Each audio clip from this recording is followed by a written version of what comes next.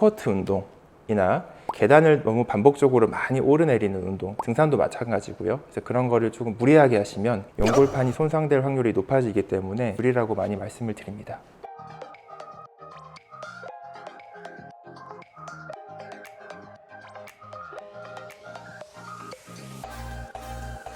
안녕하십니까. 저 삼성본병원 관절센터 박세환 원장입니다.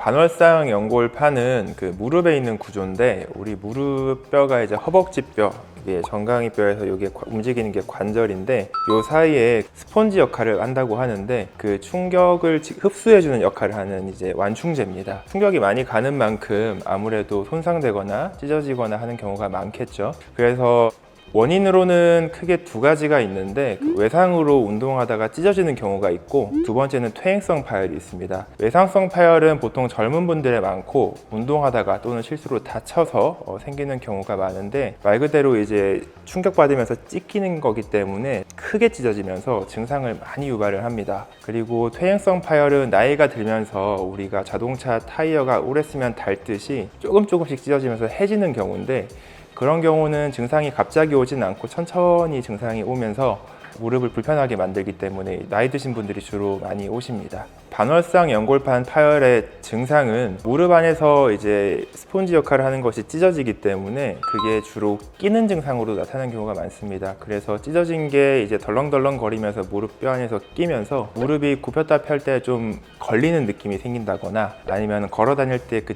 찢어진 부분이 찝히면서 그 통증을 유발해서 잘 못 걷는 경우, 쩔뚝거리게 많이 다니시는데 그런 경우들이 있고, 또 이제 좀 많이 호소하시는 증상이 쪼그려 앉았다 일어날 때, 그때 연골판이 많이 눌리기 때문에 그 동작을 불편해하는 분들이 많이 있습니다. 아까 먼저 말씀드렸듯이 주로 연령대가 좀 나뉘는데, 젊고 활동적인 나이대 한 20, 30, 40대 그때는 이제 외상성 파열로 운동하다가 또는 활동하다가 일하다가 넘어져서 다쳐서 오시는 분들이 꽤 있고요. 그래서 한 20, 40대 좀 젊은 분들이 많이 오시고, 또 한쪽은 아예 60대 이상, 한 60대, 70대부터 퇴행성으로 이제 오래 쓰다 보니까 연골판이 수명을 다해서 찢어지는 경우가 있습니다. 그래서 좀 젊은 군과 좀 나이가 드신 군, 이렇게 두 군으로 나뉜다고 볼 수 있습니다.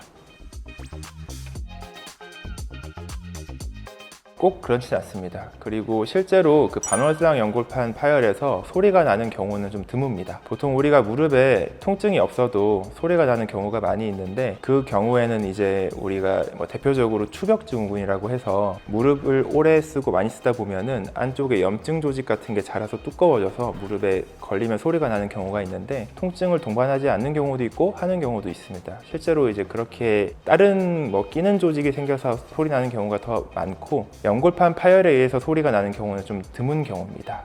대체로 연골판 파열은 통증 그리고 관절 운동 장애로 나타나게 됩니다.